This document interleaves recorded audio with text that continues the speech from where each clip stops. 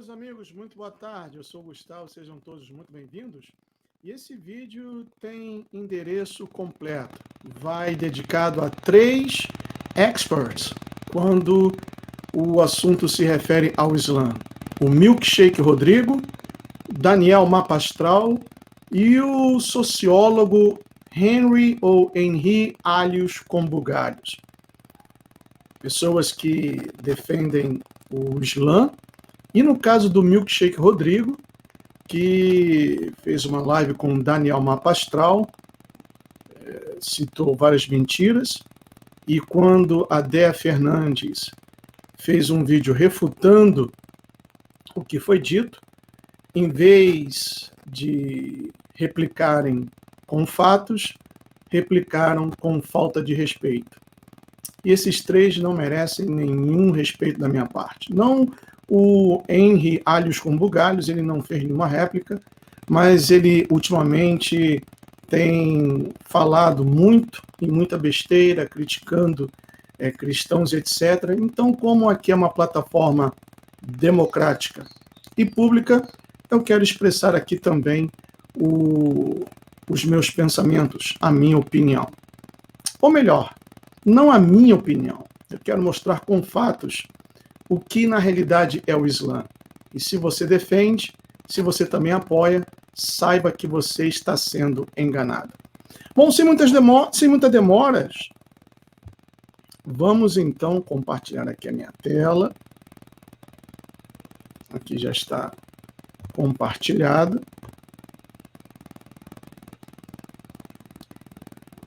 Só um momentinho. Muito bem. E aqui eu vou colocar então esse vídeo aqui. Tela cheia. Enjoy. Religion from Islam to any other religion, the punishment should be death. I was attacked from nowhere. I didn't see it coming. I knew I had to get out, or that was it. What do you think your brother will do if they find out you're an atheist? Kill me, maybe.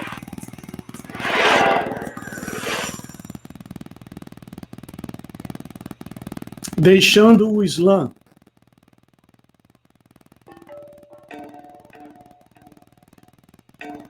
This is Nisa Hussein, a father of 6.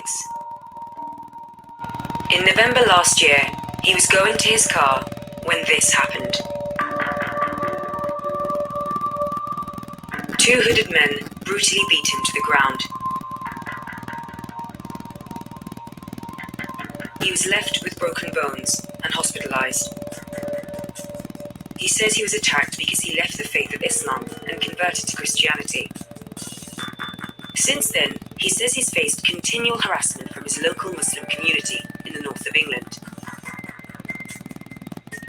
In the months leading up to the attack, Mr. Hussein placed hidden cameras around his home, filming what he felt were threats against him and his family. Do you feel like it's been an active religious hate campaign to cleanse you out, essentially? Yeah, without a shadow of a doubt, actually, because as soon as my conversion seems to have spread like wildfire, and then before you know it, you're shunned, isolated, and then treated with contempt.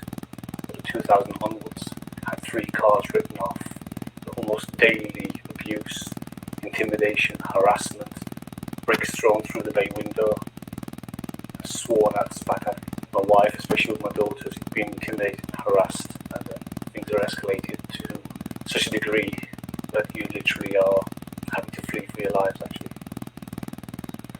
The attack was actually very sudden, and I just saw this, thought just swing this pickaxe and go straight for my head, and I put my hand up to block it, actually, and my hand suffered fractures and I reeled backwards and ended up falling and being concussed, being pummeled, and I suffered a fracture to my kneecap.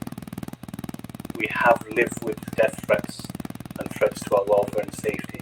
I never really envisaged it would come in such a fashion just outside my front gate. Nisa Hussein is one of many Muslims choosing to leave Islam. Around the world, people who leave the Islamic faith can face state persecution and also violence at the hands of their local communities. So, informal networks have come together, linked by social media, to help ex-Muslims who are in danger. Vice News has gained access to the London-based group Faith to Faithless. It started by me thinking that I was the only one in the world who left Islam, because I didn't know you could do that.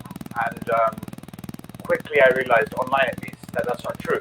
As I started meeting one person, 10 people, 20 people, I realized how many people there were, and then it did snowball. It just went like, you know. So what kind of problems were you dealing with? Emotional abuse, people being kicked out by their families, a lot of psychological trauma. As an example, this Ramadan that just finished, I had to deal with 5 different attempts at suicide, and that's just in 1 month. But on the extreme side, it's things like kidnapping, forced marriage, risk from their family or their wider community.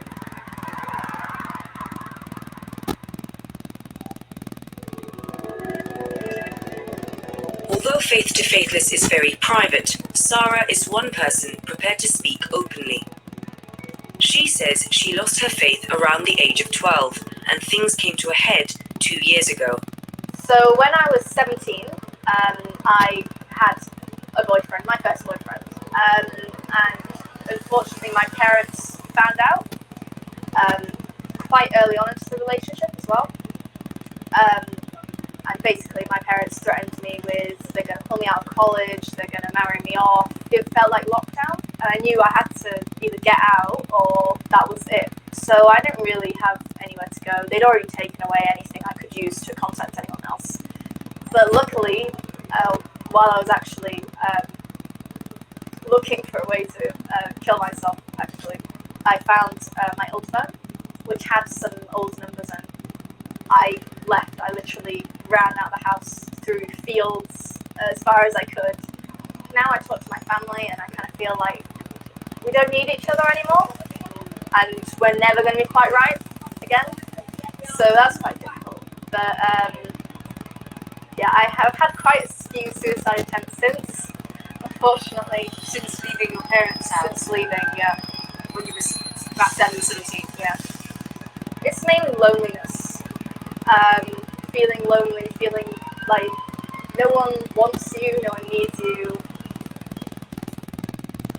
As serious as the situation can be in the UK, for ex-Muslims living abroad, the repercussions can be even worse. A comprehensive report released by a humanist organisation stated that in 13 countries across the world, all of the Muslim states, apostasy carries the death penalty. And in other countries like Bangladesh and Tunisia, people who have left the faith are often attacked by extremists. Imtiaz shows me messages from one case he handles, a young Syrian atheist called Rana. She says she comes from a very religious family who live in Saudi Arabia. I think I first spoke to her actually about a year ago. She was having some troubles and she wanted to get out. After her family made her attend the Grand Mosque in Mecca, she secretly took this photo and sent it to a Facebook site for atheists, where it was posted. When she first did that, when she was still in Saudi, that went completely viral. She's now on the run and has escaped as far as Turkey. Imtiaz's network is helping her as she's desperate. Hello? Hi. Hi. I'm Poppy. Hi, Bobby. How are you? Fine, how are you? I'm good. You took a photo that said Atheist Republic. Yes, Atheist Republic, it's a website and Facebook and Twitter for non-believer people, for ex-Muslim, ex-Christian, ex-Jewish, any kind of religion. The Kaaba, the most holiest place, was in the shot. Yes, 2 million or 3 million Muslim around me. I was really afraid, you know, if any someone know what I am doing here, they will kill me there. Why did you decide that morning or that day? What made you post that photo? First message I want to say, I am not Muslim and I am not believer, but I am here. I don't have choice to come here. I can't tell my mother I am not Muslim, and I can't tell my father, my family I am not Muslim. My brother is very strict, and one day when he think I have boyfriend in Saudi Arabia, he put like a machine in my room to make recording. So he put a secret tape in your machine. He come to my room and started to want to kill me. You have boyfriend, you know it's haram. tried to, he hit you, he beat you up. Yes. After my brother tried to kill me and he hit me, I tried to kill myself, and I have this scar here in my hand. What's the last thing that your dad or your brother said to you? They said we will come to you, we will find you. So Rana, you're in Turkey now. What are your plans next? I want to go to country to protect me and to be safe in this country, and my family can't go for this country. Thank you so much for talking to us. Imtiaz's group and the Atheist Republic in America set up a crowdfunding site for Rana and raised $5,000 to help support her. In August, we flew out with Imtiaz to meet her. So Imtiaz and I are on our way to meet Rana for the very first time to see what Imtiaz can do to try and help her. We've asked her to meet us in Izmir, one of the largest port towns off the coast of the Mediterranean. Izmir is very close to the Greek borders, so very close to Europe. But actually Rana is still in danger. Bye-bye. You look so different. So nice to finally meet you.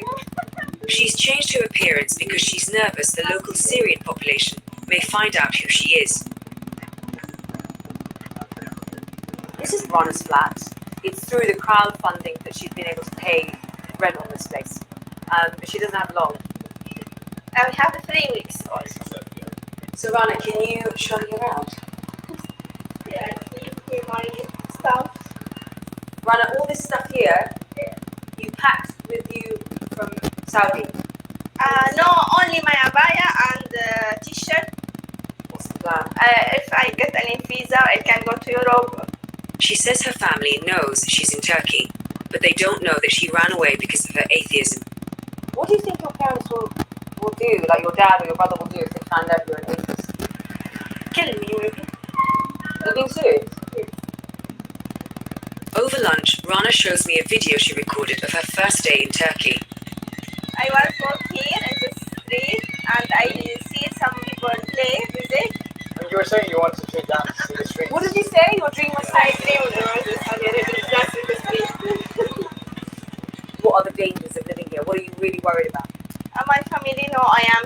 If they know I am here, it's very dangerous because I think my brother will come here. If he doesn't kill me, he will back me to Saudi Arabia. And you've got the Syrian community here, so it's also very dangerous for you. Yes, I will not speak with any Syrian people here, and I changed my look to don't look like a Syrian girl or Arab girl.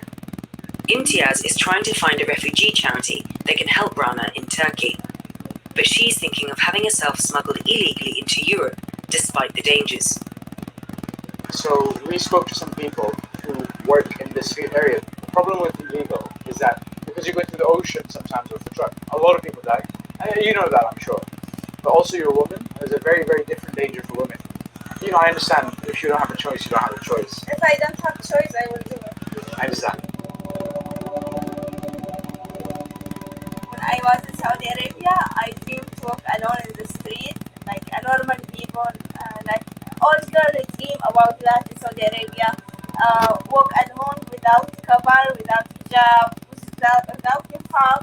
Can you tell me why you're doing this? Why is it so important to you? I only want to live like a normal people, without afraid someone maybe you are a theist and kill you.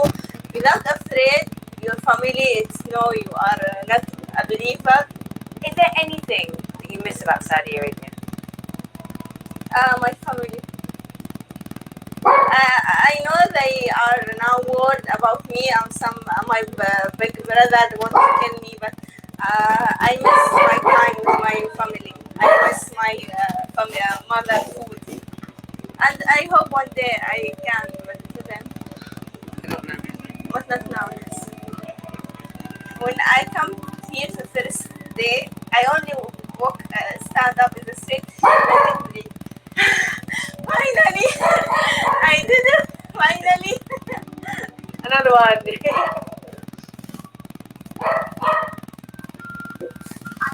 Hi Rana, can you hear me? Hi, Hi. You sound exhausted. It's October now, and Rana Skypes Imtiaz.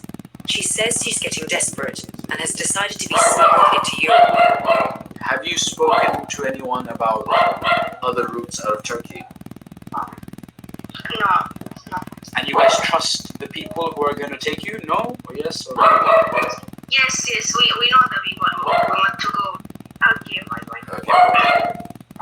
Her heading down to Germany.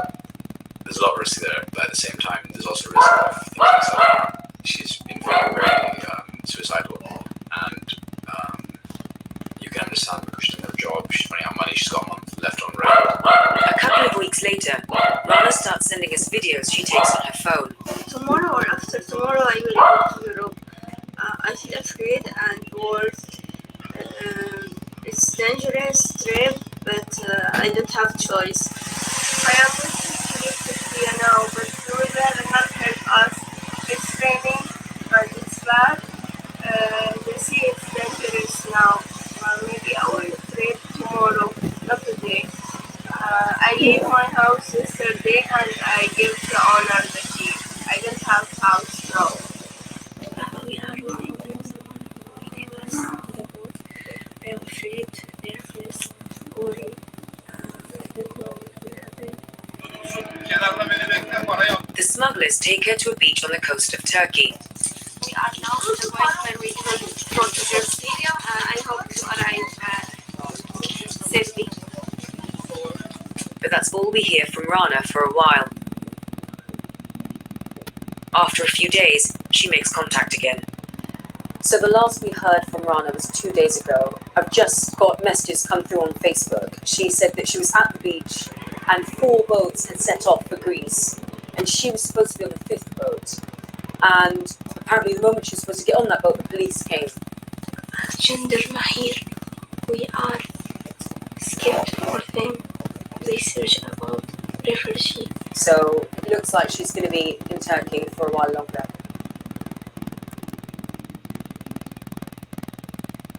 In November, we get more videos from Rana. She's trying to cross into Europe once again. We will leave today, 12 o'clock. We will leave Izmir to go to this. We can take the boat and go to Jersey. They're driven to a beach and left there alone. The place here is terrible. Place, no one here. It was very cold, and now we lie on the fire to warm us up. The smugglers turn up and Rana secretly films as she hands over the money. 1 or 2 hours we will go to Jersey. You can see the other side. It's there.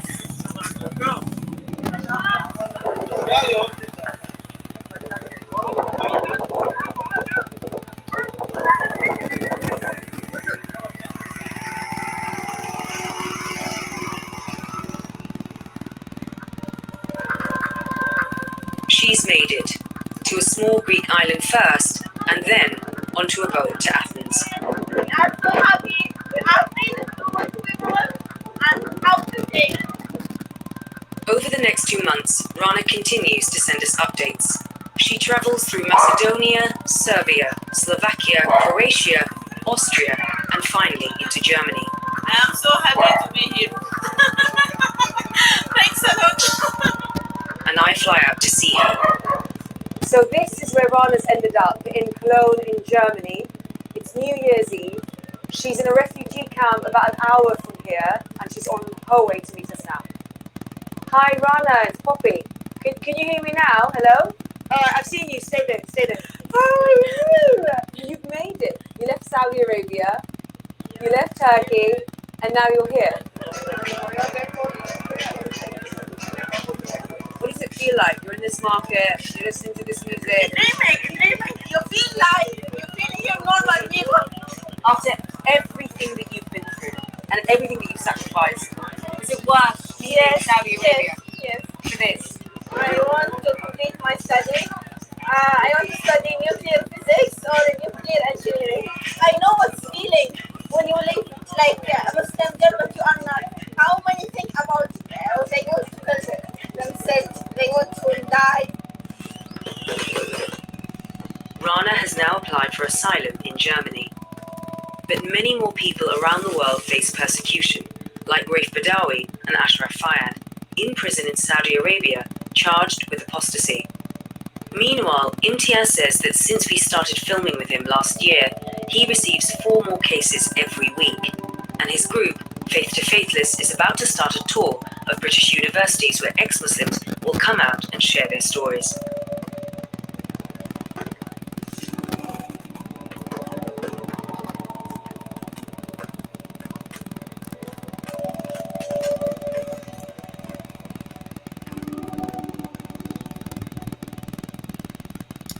Bom, aí está, pessoal.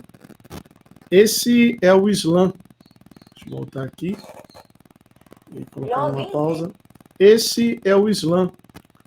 O Islã que foi defendido pelo Daniel Mapa Astral, que é defendido pelo Milkshake Rodrigo e também foi bem falado pelo Alhos com Bugalhos.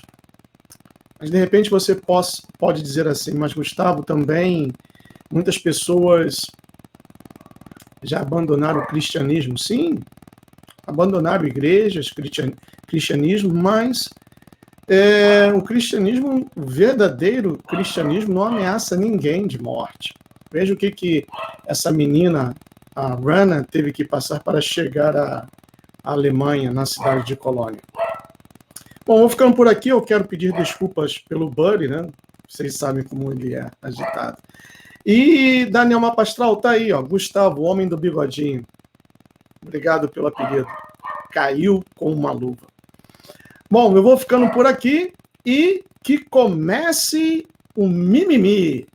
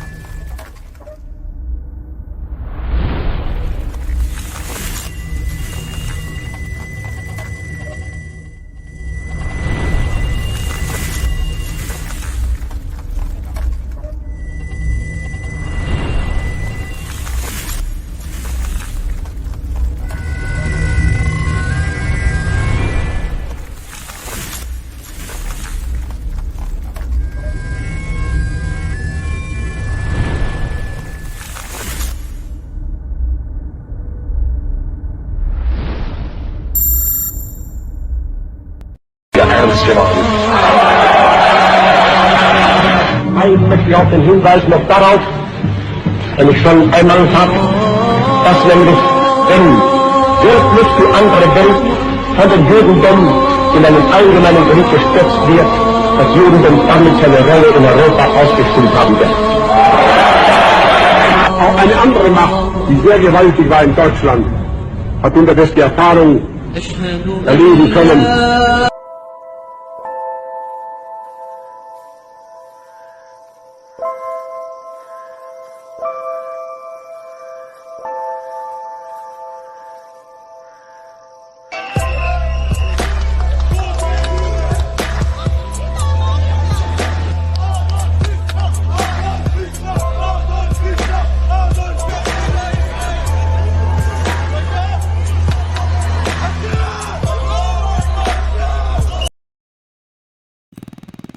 Esse daí ficou de bônus, tá bom? Para o Milkshake Rodrigo. Ficou de bônus. Agora sim. Tchau. May Yahushua bless each one of you. I'll see you very soon. Bye.